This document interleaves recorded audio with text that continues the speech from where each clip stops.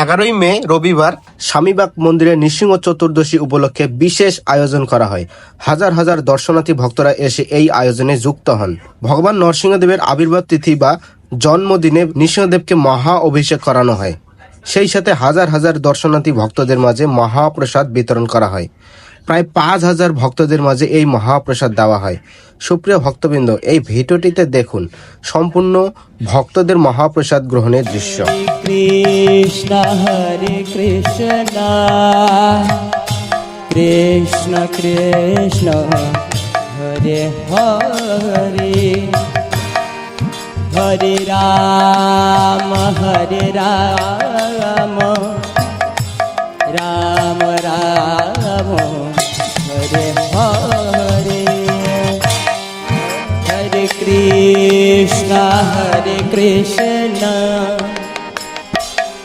Krishna Krishna Hare Hare Hare Ram Ram Ram